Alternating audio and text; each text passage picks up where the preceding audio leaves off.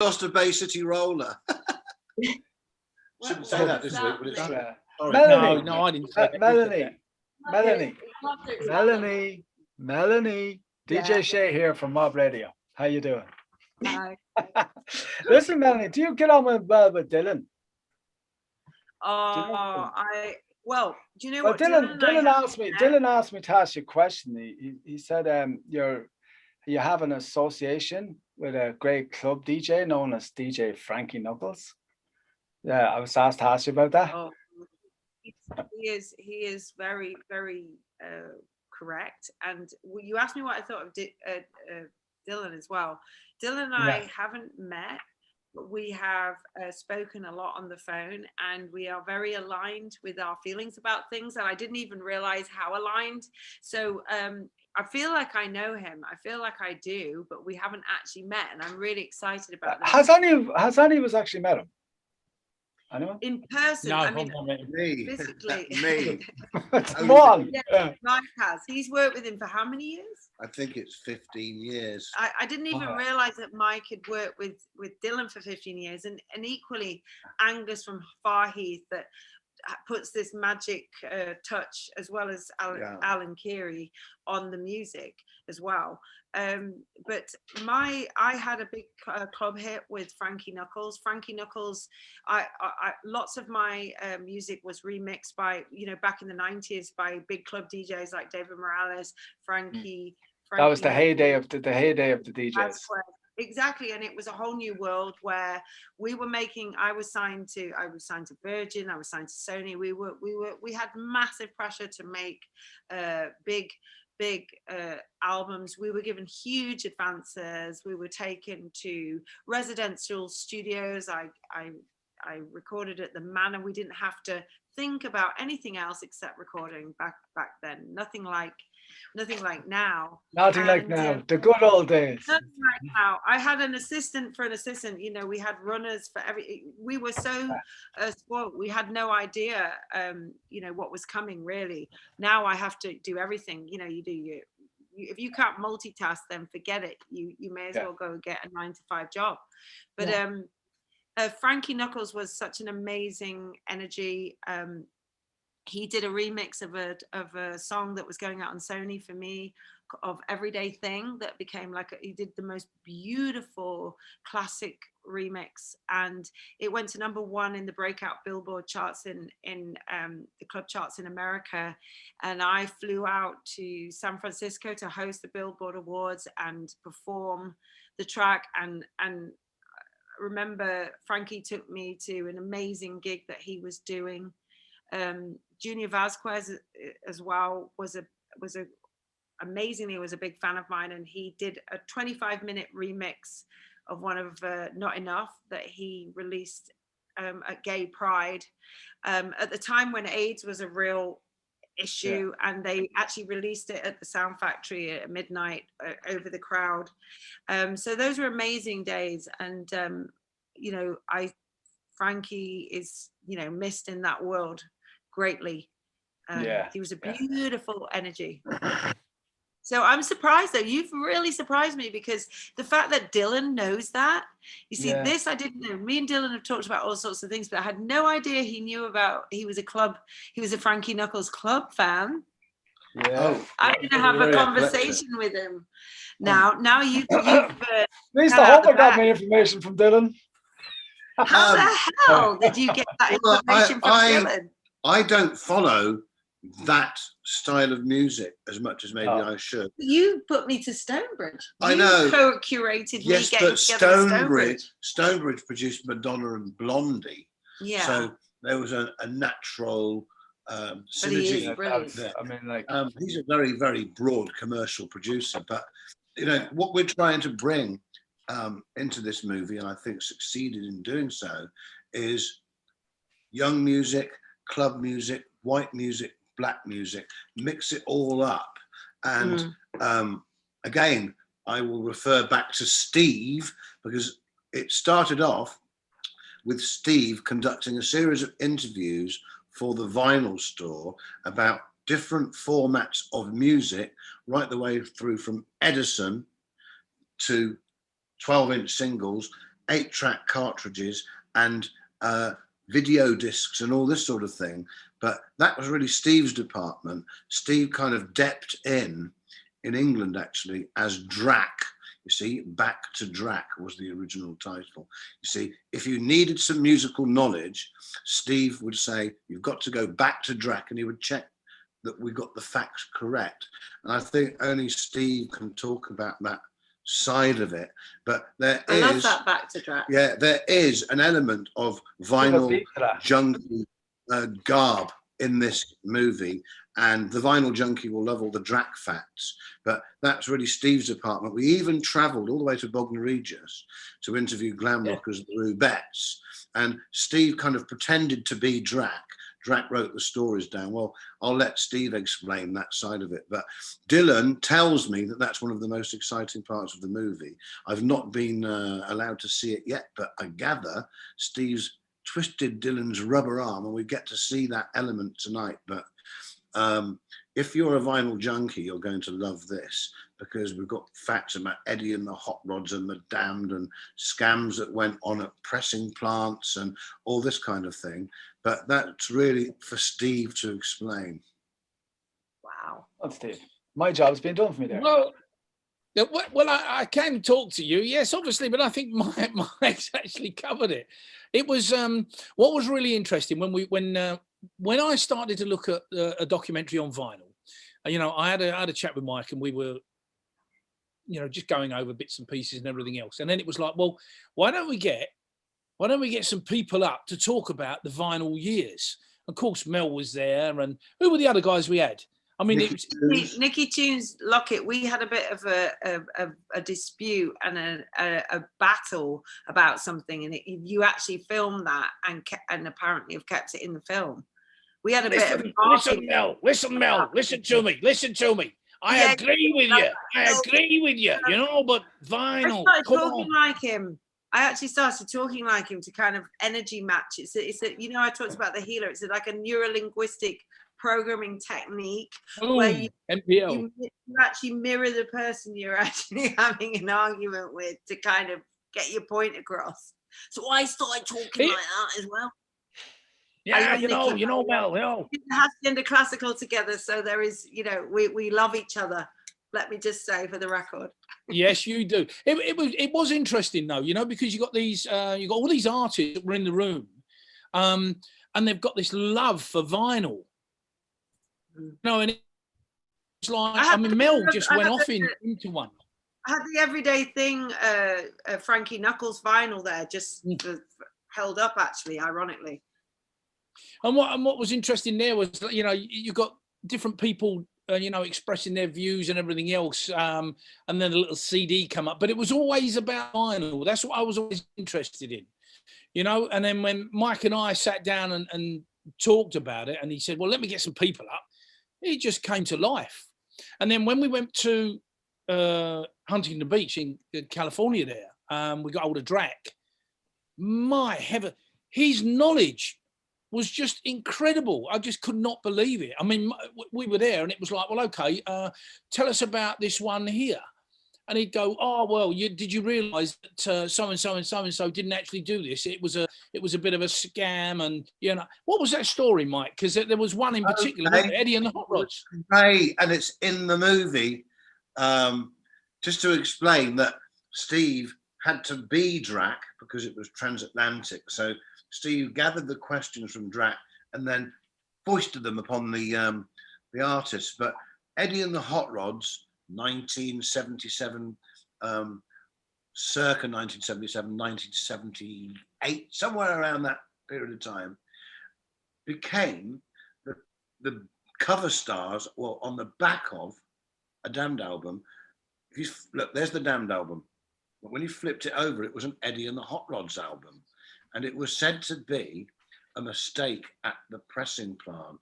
And these particular vinyls are worth a lot of money.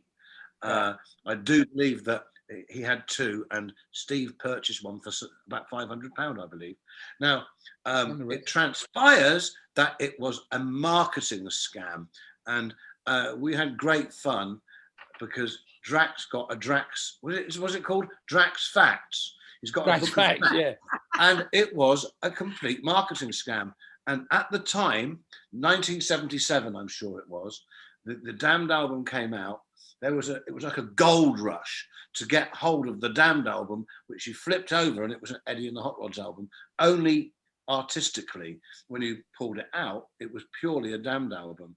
But in a way, disappointing to find out that there was a marketing guru behind it, Island Records, I believe, where both of the artists were label mates. Now, here's another one for you.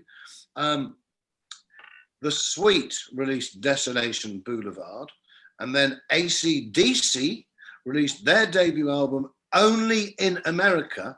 They had the same sleeve, or virtually the same sleeve, both on the Sunset Strip, looking pretty identical. And on the Sweet album, they had a track called AC/DC. Coincidence? Apparently not. A marketing scam. The bands had the same PR team. There you go. So all these fun facts are in the movie, which is part of the rich layer cake. And this is why I'm so thrilled. I really am genuinely thrilled that what Steve and I did before we even set off to California, obviously we did our research and we spoke to Drac. It's made the final cut, and according to Dylan, it's indeed part of the main thrust of the movie. So this is why I'm so pleased that it's coming out as this box set. And myself, Steve Watson and Terry Marsh are reunited after treading that, very, very tricky tightrope, because it really has been, I've said this before and I'll say it again, a tightrope journey. And I've slipped off the tightrope a few times and just managed to catch onto it like that. And I've been held back up by Terry Marsh. And I have to say that he is the silent partner, Terry Marsh. And Charlie's Angels, he's Charlie. But I think we're going to need him, do you think, Steve? Yeah.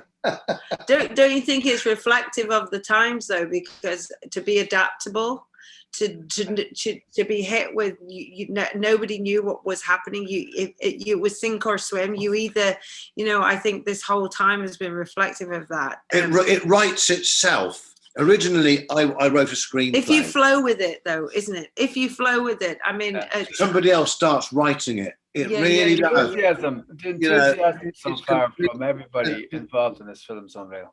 And I still don't know what it looks like. Can I just say something, if I may? I've just thought of something. Could you imagine being on a film set or wherever? A gentleman pulls up in a car, comes over to you and says, "Is so and so here?" We go, "Yes. Why?" "Oh, we need to go and do a photo shoot." "Well, hang on a minute, mate. She's filming. What do you mean a photo shoot?" Well, it's a bit sensitive." "No, mate. No. In order for this to happen, what's the deal? What are you doing?" "Can't do it." "Porno shoot."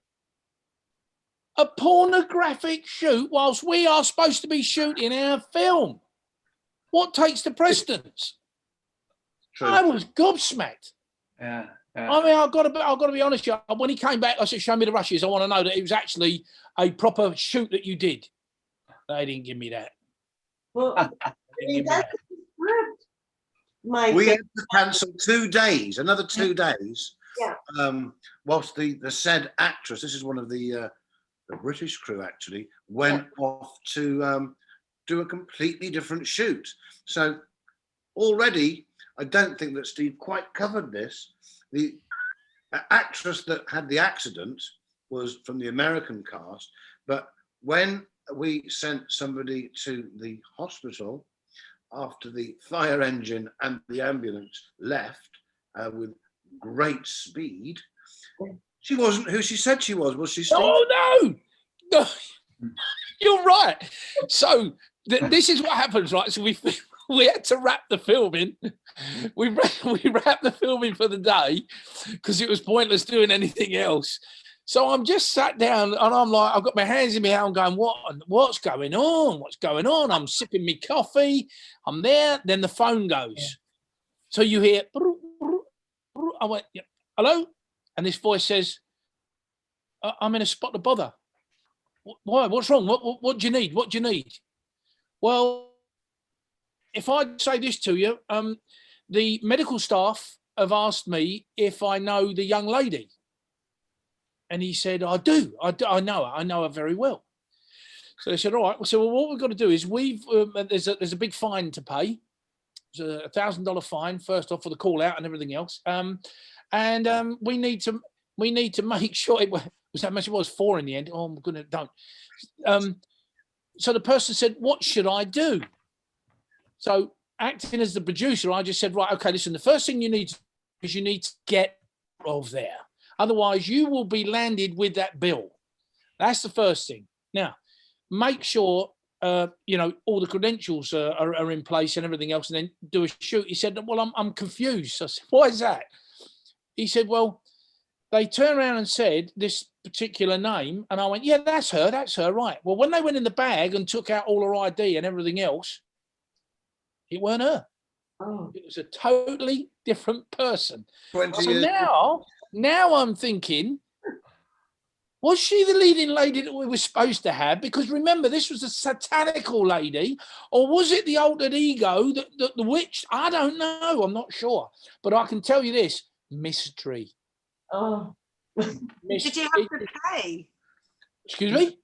No. No, because it's the wrong identity. We phoned Terry. Yeah. Tell, what do we do? Oh, it was crazy. Absolutely. So we had 2 actresses.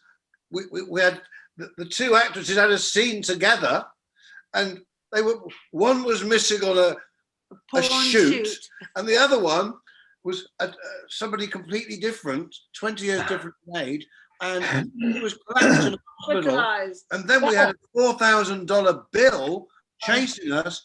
And then we were going to lose. Well, we lost our insurance because she was contracted under a different name. It just went from bad to worse. And we had Ray Weston from Wishbone Ash / Bay City Rollers. We had a scene with him, and he went missing. He went missing because somebody else who claimed to be in charge of the directing side of it whisked him off with the rest of the cast, and Steve and I were banned from set. Were we not, Steve? We were actually banned from the set, and another dubious shoot took place. It was mental. If anything could go wrong, it would go wrong. Somebody else started to make a different movie with our actors. Yeah. Well, there you go. And the other thing that really annoyed me was that I got away with it. Well, well, they have, they have. But every morning we would have like, the old sausage and bacon rolls and all that type of stuff. This particular day, and this is how I knew something was going to go wrong. Yeah, they brought all the grub to us, and I ended up biting into an egg sandwich. Oh. That was the problem. An egg sandwich. That actually changed the day. Yeah, when he bit into an egg sandwich, he knew. And then to top it all, Steve was made homeless. Oh. I shouldn't laugh. Steve was made homeless, and there was a conference going on, and Steve got thrown out of the our accommodation, or the accommodation that we'd booked, due to shenanigans. Okay, so very, very quickly, what happened there was this particular young lady that was coming down was meeting us the following day. She turned up at 7 o'clock in the morning, and the owners of the house, because we were on Airbnb, were like, "What's going on?" And even I went, "I ain't got a clue. I haven't got a clue." Anyway, that particular night when we got back, everyone came back to the place. There was 5 of us in one little room. It's ridiculous, really. But and I went, "Look, I'll tell you what, I'll move out. I'll just go and sit in the front room." Well, it turns out, and when she came back, she was with this other fella. They'd gone into the room, taken my bed, and I ended up sleeping outside in the minivan. And then let me tell you, it was freezing. It was all right. That's what I mean. It was just one thing after another. One thing after another. I actually have that back in black and white. I don't want to say this, but I think Dylan's finding all this very funny because he seems to find it very funny. Yeah, he says that you slept rough in California for a few days. Oh, yeah. No choice. Did Dylan go? And he says all the actors were thrown out of this wherever you were staying for partying. Well, yeah, yeah. I mean, we threw a little party, just to say thank you. One thing led to another. I don't know what happened, but there was 14 people turned up from further down the block. Some of them came on motorbikes. Others came in like skimpy wear and everything else and got into the garden. And it was like, even I was frightened for my life. I've got to be honest with you, because some of them had tattoos that you wouldn't want to see on a woman, you know, frightening. And especially this one, I'll never forget this one woman, bless her. Oh, goodness me. She needed to have a shave. That's all she needed. If she'd have had that. The bearded woman. I remember the bearded woman. Yeah. Oh, no. Yeah. Only in LA. Oh. In LA. Yeah. It's a special place. It is a special place. With is special it? people. Would you recommend it, Steve? Would you recommend it to your friends? Well, I'd recommend it to anyone, to all my enemies. Go there. Go and have a play on that playground, I tell you. I love LA. I had such great times in LA. I spent so much. I used to spend 6 months of the year in LA, all the way through my career. We had a great time. I mean, we hosted our own After NARM show. Yeah, did anything good happen? Well, we hosted our own After NARM show because it was all centered around NARM Festival at Anaheim Stadium. So yeah, it was. That's why, because Steve and I made 2 or 3 different trips out there. This is a good place. So hard to get accommodation. Steve even managed to get onto the kitchen floor of a radio station for one night, but they tried to charge, I think it was £300 or dollars. So Steve was in a van. There was an exodus as well, because all of the actors and crew managed to get kicked out of the Airbnb. So then a whole bunch of us were just blagging floors, sofas.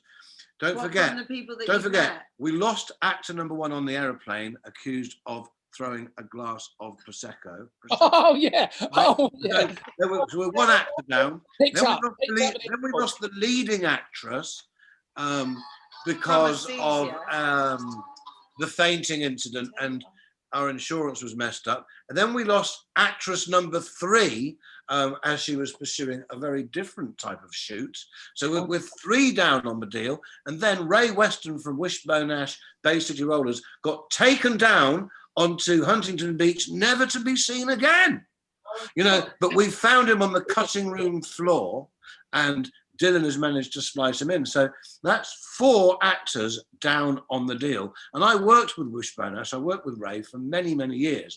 And actually, he is from Wishbone Ash and Throbbing Gristle. But the gentleman that attempted to do the takeover from Steve announced, we've got Ray Weston here from Bay City Rollers. And Ray was really in a latter day version. I might say that now I've mentioned Bay City Rollers, I would like to pay homage to Les McEwen, in all seriousness, from the iconic Bubble Glam band, who passed this week and was a great colleague of our partner Terry Marsh. So I'd like to bring that in as a serious point. And I hope, because I met him myself, he would have a chuckle at this little story that his drummer got lost on Huntington Beach. But anyway, R.I.P. Yeah. Shang-a-lang. Yeah. A very, very big selling band, I have to say. Yeah. Well, I'll tell you what. Biggest in the world after the Beatles. Yeah. I actually can't believe that fact. Yeah. You should have had that in the Vinyl Solutions DRAC facts. Well, we do That's now. an incredible Drac fact. We That needs to go in. Well, with Seamus's permission, we can cut it from here. Yeah. And with Wanda's permission. Are you willing to be in this film, or do you need to see it first? I think we've seen more than that. I'll tell you what, while we're thinking about that, let's have a listen to Route 66, since we have Melanie Williams with us, before we finish off this. Are you not allowed to say the word sex? I went Route 66. So we let you away with it. It is Mike Bennitt after all. Okay. Please be quiet or mute yourselves if you want, folks. Thank you. All right, here is Melanie Williams and Route 666. I'm not an ordinary vampire. No, I'm a vampire of vegan descent.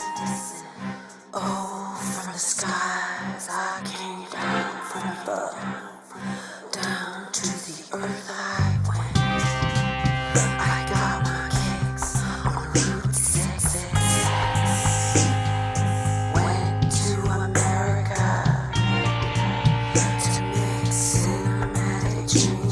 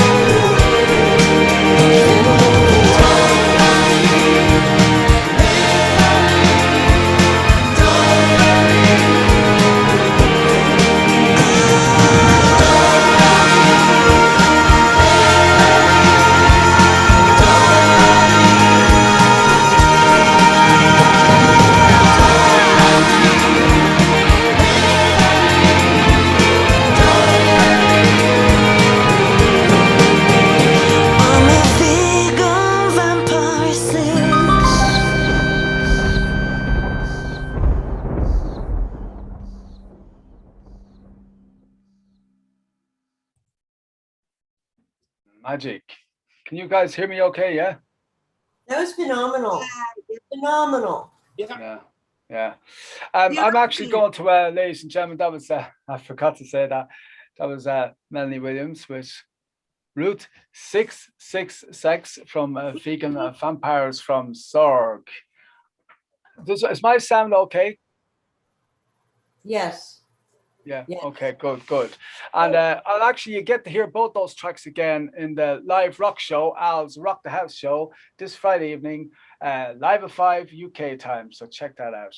Would you like to take over, Wanda, for a little while? And maybe we'll... Well, I wanted to just kind of show you that Canada also believes that vinyl is timeless. Yeah, I love that. We're here for a good time, not a long time. So there you go. Wow. It's always timeless. And I love everything about this movie. Melanie, you're fabulous. You have an incredible voice. I know you've done a bunch of some touring. You've done some touring. You were #1. I have here. You had a worldwide #1 tour. We actually re-released Ain't No Love with a new version, and it was North America. It went top 10. That's North America. I'm reading that here. It went top 10. So congratulations on your music career, Melanie, and now your acting career. I can see that this movie is, there's going to be so many spin-offs. The documentary, the film, the fact that you were able to pick it up during COVID and make it into something quite different.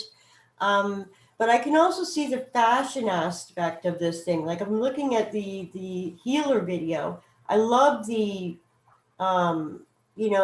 eyelashes. That would definitely be, women are going to go nuts over that. They're going to go crazy.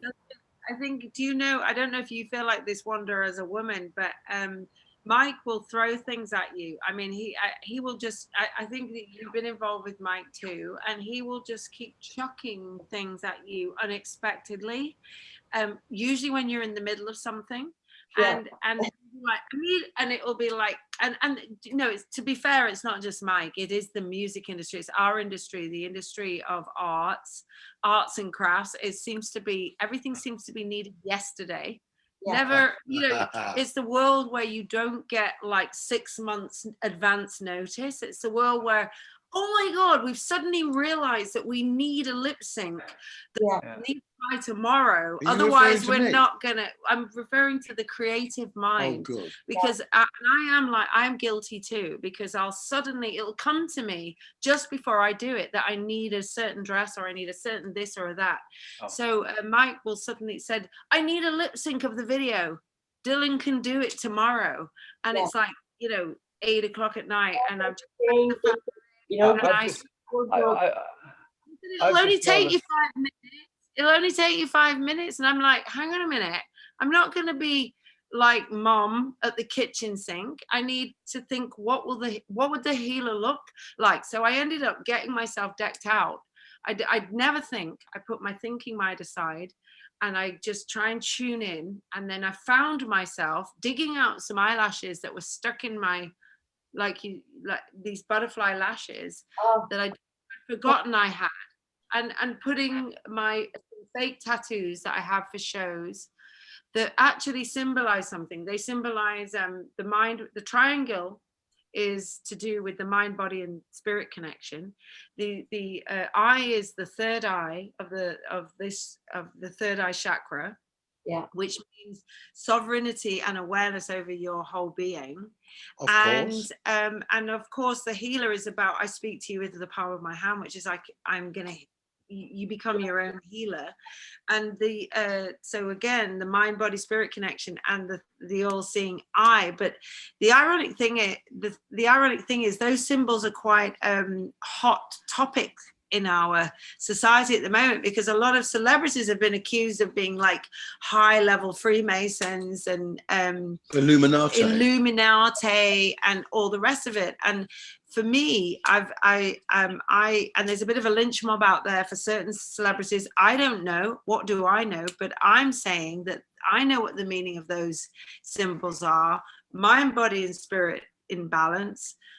The third eye chakra symbolizes sovereignty over your own life and your own being, and that connects to me with the healer. And no one else knows what's right for you in your life. It's a journey for each individual to take, and I wanted to bring that back into people's consciousness. I wanted to say, you know, and also with a sense of humor, because I think the one thing about the Makesha, the healer in this movie, is if she has any message, it's that if you lose your sense of humor, and I do sometimes, my daughter's sat here over here, by the way, she knows how much I lose my sense of humor with her sometimes, but I know where I'm getting back to, because I have to get back to a sense of humor, because that is the ultimate, the high level consciousness. Because if you can laugh at yourself and your failings, you're okay. Then you'll get down that all essential green carpet. You'll get down that green carpet, Mike Bennett's green vegan vampire carpet. Yeah.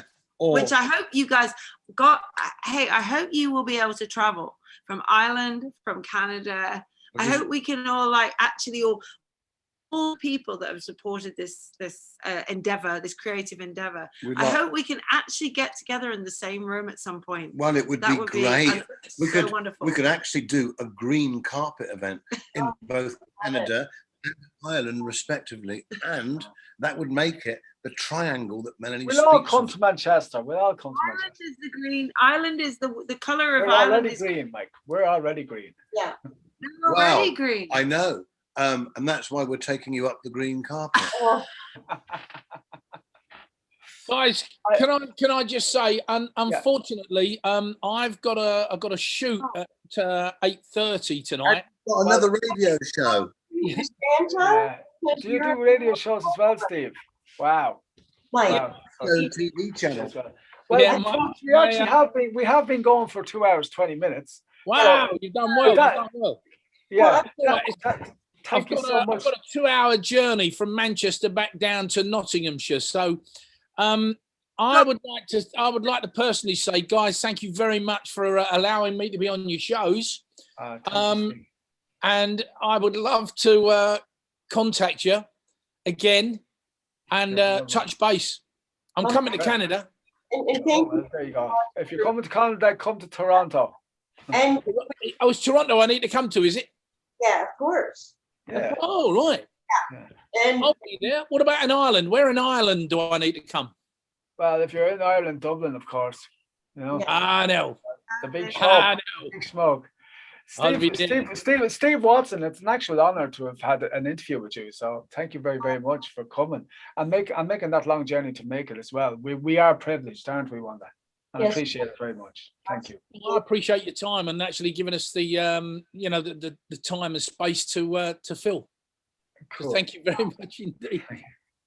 I noticed you've already made it to the North Pole. You've a long way to go. Yeah. Oh. Yeah. I would take the route of the elf workshop if I were you. Well, it's funny you should say. There was a sudden chill in the room, and it was like, "Oh, hang on, what's going on?"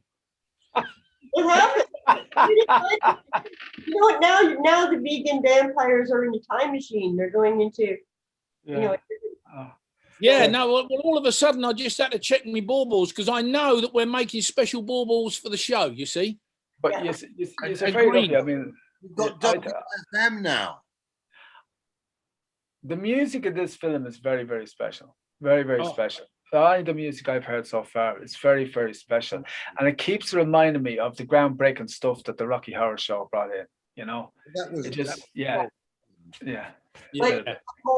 but more, like way more. Yeah, way more. Yeah. Well, let's hope so. Let's hope so. Keep your fingers crossed. Club remix of that particular track that you played again. I was expecting a club remix back because they said can you send me the files to remix? And the last thing on earth I was expecting like a Frankie Knuckles remix. Yeah. And I glam Rocky Horror Show. I couldn't stop laughing. And you know what? I was laughing with happiness because I actually thought this is interesting. This is interesting because I was expecting a club remix, not this remix. And then we took a I'm starting to think that there's a bit more to this vegan vampire thing that they're actually agreeing to, you know. But however, big shout out to Wanda Ryan, Mike Bennitt, and to Steve Watson, who had to go early. I was part 2 of the interview with Mike Bennitt, Melanie Williams, Steve Watson.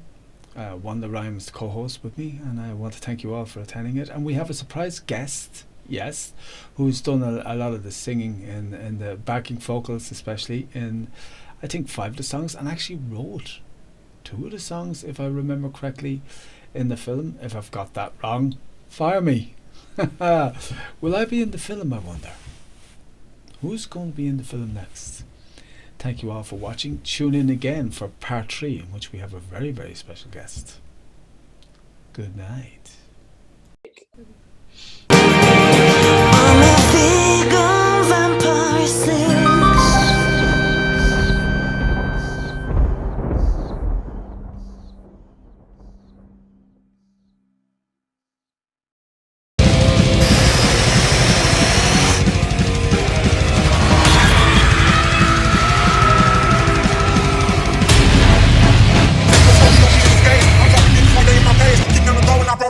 Yeah, he was tight, now he out on the structure. Shit, man. Oh, for fuck's sake. Hold it right, man, come on.